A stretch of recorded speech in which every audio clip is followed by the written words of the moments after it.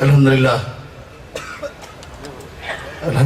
Kaffa व सलामुन अला इबादिही अल्लज़ीना इस्तफ़ा। अम्मा बाद फ़क़ाल अल्लाहु तबारक व तआला फ़िल क़ुरानिल मजीद औज़ु बिल्लाहि मिनश शैतानिर रजीम बिस्मिल्लाहिर रहमानिर रहीम। युरीदूना लियुत्फ़िऊ नूरल्लाहि बिअफ़वाहिहिम वल्लाहु मुतिम्मु नूरिही वलौ करिहल काफ़िरून। अम्मा बाद मोहतरम अमीर जमात इस्लामी हिंद हज़रत मौलाना सैयद जलालुद्दीन उमरी साहब, हमारे इस बहार इस्लाम की कॉन्फ्रेंस में शरीक हज़रत मौलाना मोहम्मद यूसुफ इस्लाही साहब, रुकन मरकज़ी मजलिस शूरा जमात इस्लामी हिंद, हमारे इस अदीम शान कॉन्फ्रेंस में शरीक हज़रत मौलाना मोहम्मद अब्दुल अजीज़ साहब, नायब अमीर जमात इस्लामी हिंद, साबिक़ नायब अमीर जमात इस्लामी हिंद, मरकज़ से आए हुए ज़िम्मेदारान जमात, हल्के आंध्र प्रदेश के मुख्तलिफ सतहों के ज़िम्मेदारान जमात और हमारी इस बहार इस्लाम कॉन्फ्रेंस में शरीक मेरी बहनों, माओ, भाइयों, बुज़ुर्गों, नौजवान दोस्तों, मैं सबसे पहले अल्लाह ताला का शुक्र अदा करता हूँ कि अल्लाह ताला ने जमात इस्लामी शहर हैदराबाद को इस बात की तौफीक अता फरमाई कि वह एक अहम मौजू पर शहर के लोगों को मुखातिब करे और उन्हें बताए कि इस वक्त दुनिया की क्या सूरत हाल है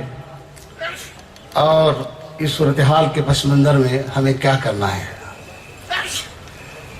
मैं अपने उन भाइयों का भी मशकूर हूँ जिन्होंने बड़ी मेहनतों से गुज़िश्ता तकरीबन 2 माह के मुसलसल जद्दोजहद के बाद, रात दिन की मेहनत के बाद आज ये इज्तिमा उन्होंने मुनाक़िद किया। अल्लाह इसके बदले इनको दुनिया आखिरत में इसकी बेहतरीन जज़ा और अजर उन्हें अता फरमाए। मैं इस मौके पर अफसोस के साथ ये आपकी खिदमत में अर्ज़ करता चलूँ कि हमारे इस इज्तिमा में जनाब असदुद्दीन अवैसी साहब जो इस शहर की MP है, उन्हें शरीक होना था, लेकिन उन्होंने अभी कुछ देर पहले भाई अज़रुद्दीन साहब जो हमारे राबिते आम्मा के सेक्रेटरी है, उन्हें एक मैसेज कन्वे किया है कि वह किसी काम में मसरूफ़ हैं, बाद में मुलाकात करेंगे। अल्लाह उनकी मुश्किलों को आसान कर दे। भाइयों, आप जानते हैं कि बहार इस्लाम इस कॉन्फ्रेंस का नाम है। मैं कुछ मोटे अंदाज में कुछ मोटी मोटी बातें आपकी खिदमत में अर्ज़ करूँगा। जब हम बहार का तज़किरा सुनते हैं तो हमें ख़िज़ा याद आती है, ख़िज़ा के बाद बहार आती है और हम ख़िज़ा या ख़िज़ा उसको कहते हैं जब मौसम पतझड़ आता है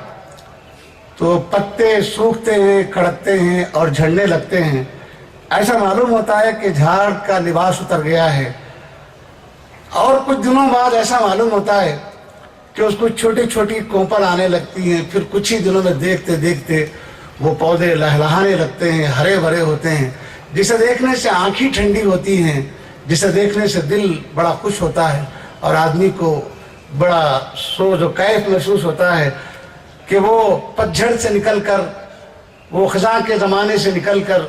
जब बहार के ज़माने में आता है तो वो बाग हो जाता है, मसरूर हो जाता है, खुश होता है। गुज़िश्ता सदियों में इंसानियत ख़िज़ा के दौर से गुज़र रही थी। ख़िज़ा से मेरी मुराद ये कि इंसानियत अखलाक की एतबार से, किरदार के एतबार से, माशी एतबार से, माशरती एतबार से, सियासी एतबारात से, हर एतबार से जब इंसानी तारीख़ का हम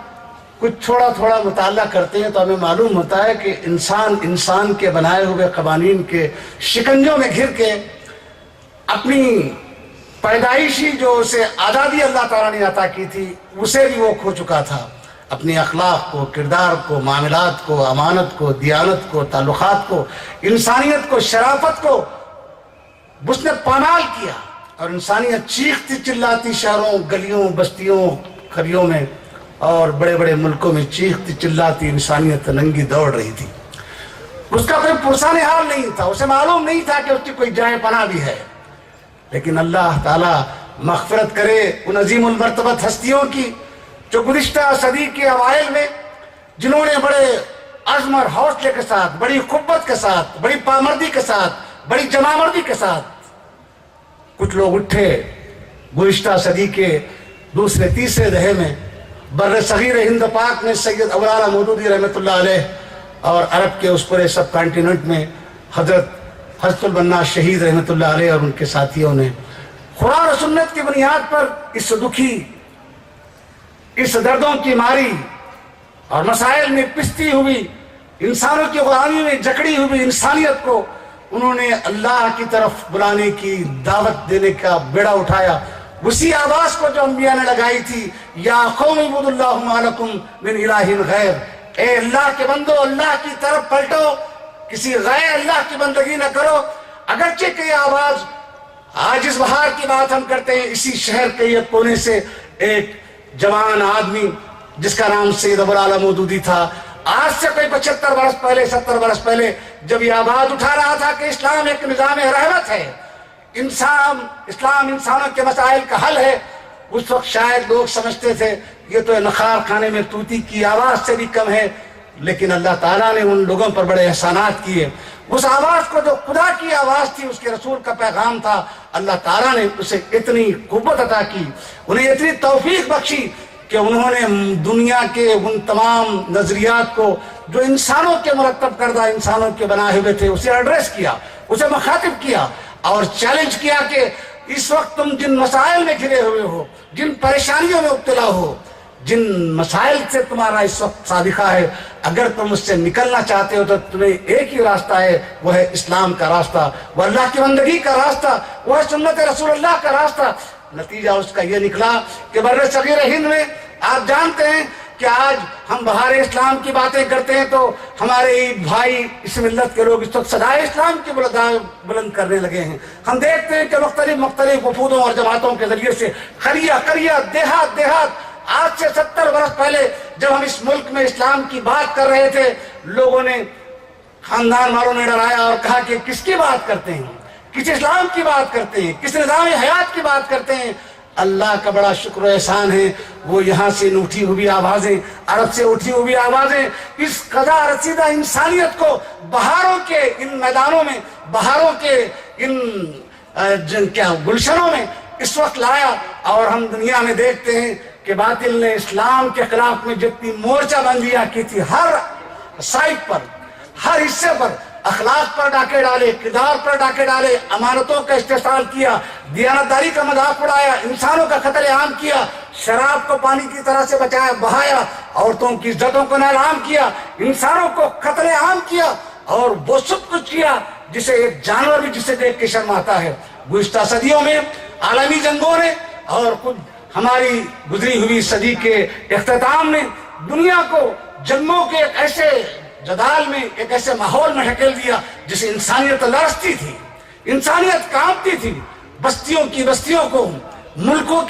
کو تباہ و برباد کرنے کی کوشش کی۔ ایسے میں ایسا محسوس ہوتا تھا کہ اسلام کے ماننے والے کبھی بنیاد پرستی کے الزام سے، کبھی فنڈامنٹلزم کے الزام سے، کبھی دہشت گردی کے الزام سے، کبھی وہ فلاں الزام سے، کبھی فلاں الزام سے محسوس ایسا تھا کہ دبوچ لیے جائیں گے، محسوس ایسا تھا کہ ہماری کم آئے گی، ہماری کم ہمتی، ہماری کم علمی، اور یہ کہ مختلف ممالک میں ہماری تعداد میں کمی کی وجہ سے محسوس ایسا تھا کہ ہوتا تھا کہ وہ دبوچ لیے جائیں گے، وہ کچل دیے جائیں گے، وہ دھکیل دیے جائیں گے، پسماندہ کر دیے جائیں گے۔ لیکن اللہ نے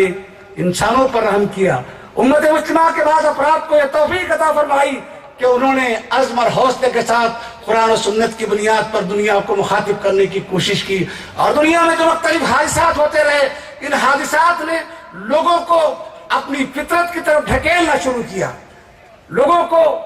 انسانیت کی طرف ڈھکیلنا شروع کیا، لوگوں کو اپنی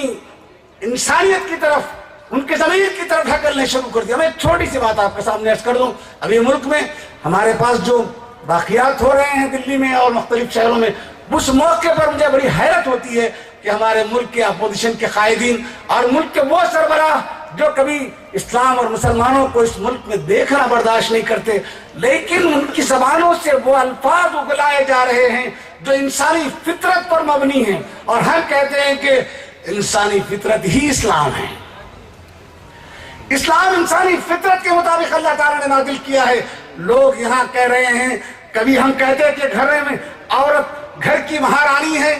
گھر کی ذمہ دار ہے، گھر اس کی مملکت ہے، وہ گھر کی وزیر اعظم ہے، تو لوگ ہم کو مذاق اڑاتے کہتے ہیں چار دیواریوں میں انہوں نے بند کر رکھا ہے۔ لیکن اللہ تعالیٰ آج ان کی زبانوں سے کہلوا رہا ہے کہ خواتین کو گرہستی کا کردار ادا کرنا چاہیے، خواتین کو گھر کی ذمہ داریاں ادا کرنا چاہیے، مردوں کو کما کر ان کی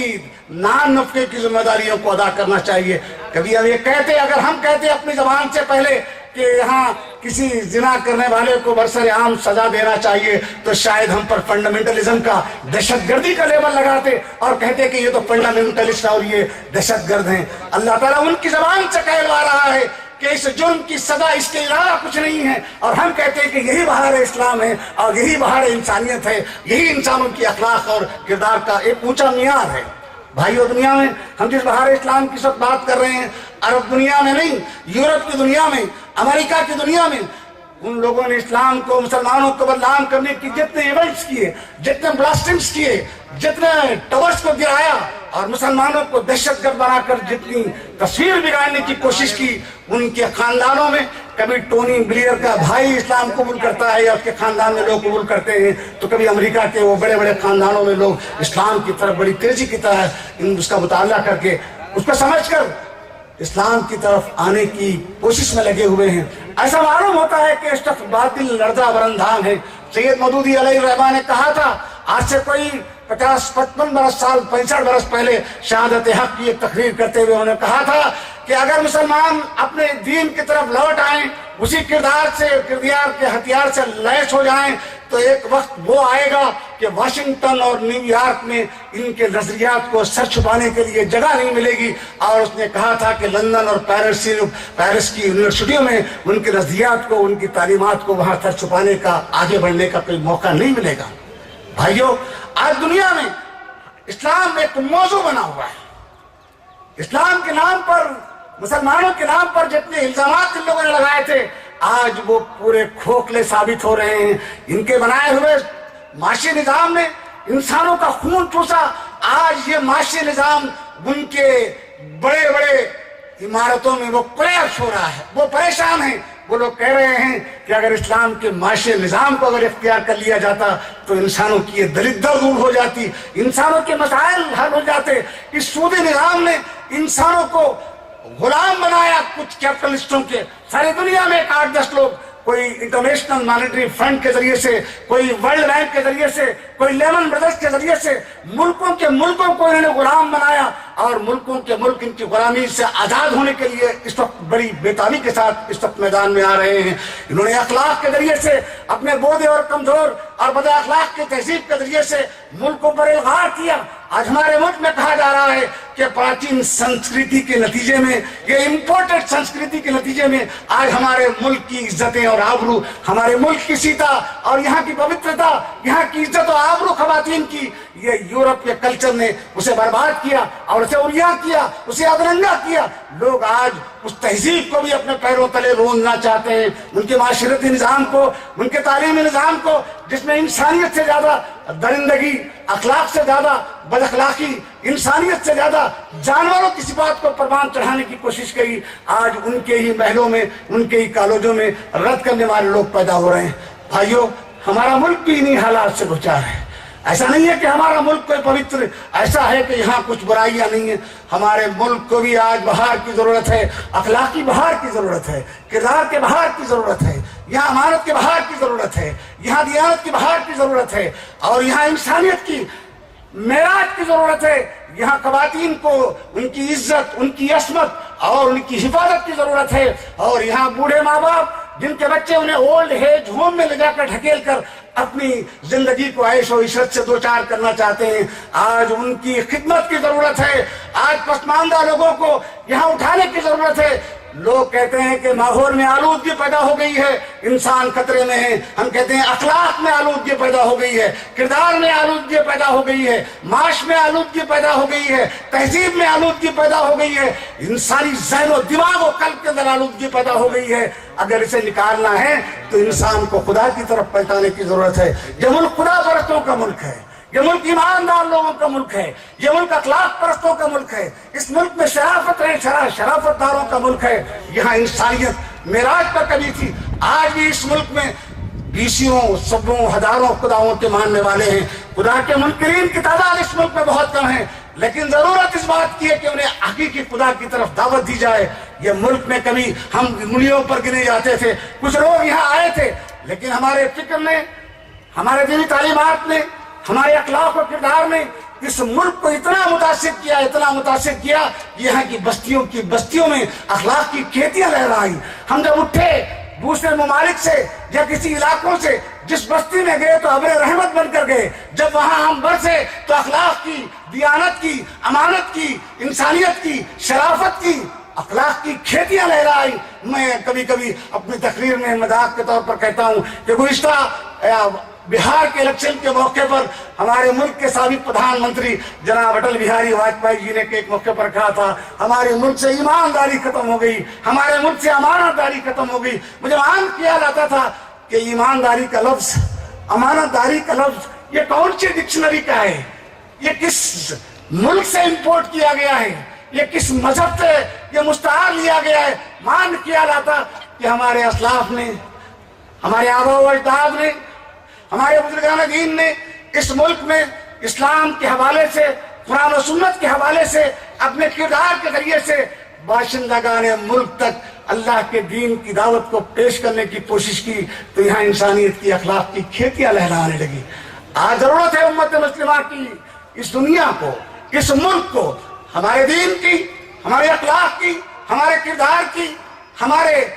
تہذیب کی، تمدن کی اور وہ تمام چیزوں کی جو اسلام کی تعلیمات ہے. ہم امت مسلمہ سے بڑا ادب و احترام سے گزارش کرنا چاہتے ہیں، اس وقت دنیا آپ کی منتظر ہے، دنیا آپ کو دیکھنا چاہتی ہے، دنیا آپ کے کردار کو دیکھ. وہ ایٹم کا دور گیا، وہ بمباری کا دور گیا، وہ یورینیم کا دور گیا. اب تو اخلاق کی اور تہذیب کی فکری ٹکراؤ کا زمانہ ہے. اس وقت وہی میدان جیتے گا جو فکری طور پر غلبہ عطا کرے گا، اسی کو میدان نصیب ہوگا جو اخلاقی جیت اپنی پاس رکھے گا، اخلاق کے ہتھیار رکھے گا. اور یہ ہتھیار امت مسلمہ کے علاوہ کسی کے پاس خدائی ذریعے سے نہ رسولوں کے ذریعے سے نہیں ہے. میں امت مسلمہ کے بھائیوں سے، اپنی بہنوں سے بھی گزارش کرنا چاہوں گا. آپ کی اتنی بڑی تعداد کو، جگہ جگہ خواتین کی بڑی تعداد کو دیکھ کر بڑا دل خوش ہوتا ہے. ایسا معلوم ہوتا ہے کہ ایک بہار آئی ہے. میں اللہ کا واسطہ دے کر اپنی بہنوں سے کہنا چاہتا ہوں، اٹھو، اپنی کمروں کو کسو، اپنے گھروں میں جیالوں کو پیدا کرو، اپنے بچوں کو ایسا دودھ پلاؤ کہ اس ملک میں انقلابی بن کر اٹھیں گے. ان کے اخلاق کو پروان چڑھاؤ، ان کے کردار کو پروان چڑھاؤ، ان کی تہذیب کو پروان چڑھاؤ، انہیں امانت دار بناؤ اور پھر انہیں دیانت کے سبق سکھاؤ، انہیں انبیاء کے واقعات سکھاؤ،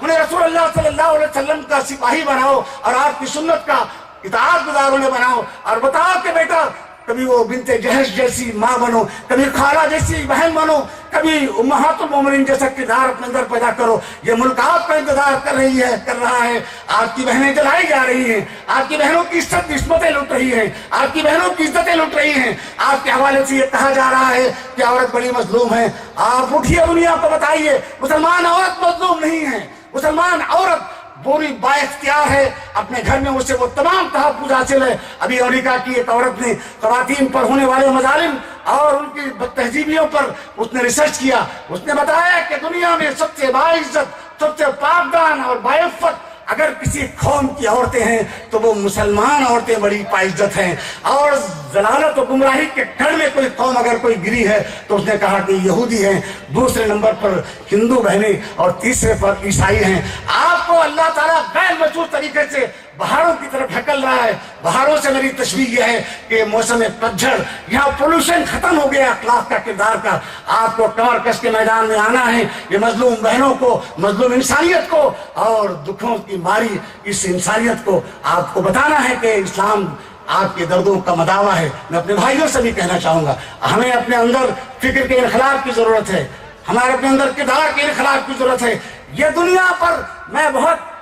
ذمہ داری سے بات کہنا چاہوں گا، اس ملک میں مختلف لوگوں کو مختلف نظریات کو پیش کرنے، اپنے نظریات کے حساب سے مختلف مرحلوں میں انتخابات سے گزرنے، اپنے نظریات کے مطابق اس ملک میں قوانین چلانے بنانے کا حق حاصل ہے، تو پھر ان لوگوں کو کیوں حق حاصل نہیں ہونا چاہیے جو خدا کے دین پر چلنا چاہتے ہیں، خدا کے دین کو انسانوں کا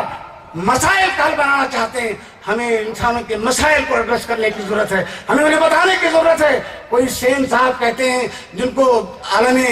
انسانیت میں نوبل انعام معاشیات میں ملا، وہ کہتے ہیں کہ دنیا میں سب سے بہترین نظام اسلامی معاشی نظام ہے۔ ہمیں بتانے کی ضرورت ہے اسلامی معاشی نظام کیا ہے۔ کوئی ہمارے کردار کی بات کرتا ہے، کوئی ہمارے اخلاق کی بات کرتا ہے، ہمیں میدان میں آ کر ہمت کے ساتھ آ کر ان برادران وطن کو ساتھ لے کر، یہ بڑے بھولے بھالے لوگ ہیں، یہ خدا پرست لوگ ہیں، یہ انسانیت دوست لوگ ہیں۔ کچھ لوگ ہو سکتے ہیں جو شر پسند اور فرقہ پرست ہو سکتے ہیں، یہاں کا ہر ہندو ہر مسلمان فرقہ پرست اور شر پسند نہیں ہوتا، یہاں انسانیت کی معراج ہے اخلاق کی۔ میں امت مسلمہ کو جماعت اسلامی کے حوالے سے یہ بات کہنا چاہتا ہوں، دنیا میں اسلام کا غلغلہ، دنیا میں اسلام کا بول بالا ایسا معلوم ہوتا ہے کہ یہ پتجھڑ اور ریاں دور ختم ہو گیا ہے، یہ پر لباس اور پربہار دور اس وقت آیا ہے۔ مردوں کو، خواتین کو، جوانوں کو، طالبات کو، ہم سب کو مل کر اپنے اخلاق اور کردار کے ذریعے سے بہاروں سے، اسلام کی بہاروں سے، اسلام کے ان اصولوں سے دنیا کے اندر باشندگان ملک کو جو روحانی اعتبار سے، اخلاقی اعتبار سے، معاشی اعتبار سے، سیاسی اعتبار، ہر اعتبار سے سب پریشان ہیں، سوائے آپ کے کسی اور کے پاس حل نہیں ہے۔ میں ایک اور مرتبہ دعوت دیتے ہوئے کہ ہم سب اٹھیں گے، ہم اپنے جزوی مسائل کو، جزوی اختلافات کو، جزوی معاملات کو بالائے طاق رکھ کر اللہ کے نام پر، جیسا کہ ابھی میں شہر میں بورڈ دیکھ رہا ہوں، لوگ کہہ رہے ہیں صدائے اسلام، مبارک ہو آپ کو صدائے اسلام، کوئی کہہ رہے ہیں ہم فلاں جگہ جا رہے ہیں جماعتیں لے کر، ضرور جائیے، ڈنکا بجائیے اسلام کا، اپنے کردار میں، اپنے اخلاق میں، اپنے جزوی مسائل کو ہم بازو رکھیں گے، قرآن و سنت کی بنیاد پر ایک ایسی مضبوط، ایک ایسا گٹھ جوڑ، ایک ایسا گٹھ بندھن ہم بنائیں گے جس کے ذریعے سے دکھی انسانیت کو جو بھوک، بھے اور بھرشٹاچار کی آگ میں جل رہی ہے، انہیں بتائیں گے کہ تمہاری امن و آشتی کی جگہ اسلام میں ہے۔ اگر یہ کام ہم کر سکے تو داعیانہ حق کا وہ کردار ہم اس ملک میں ادا کریں گے، ورنہ اندیشہ ہے کہ کل اللہ تعالیٰ کے سامنے جواب دینا پڑے گا کہ دنیا دکھوں کے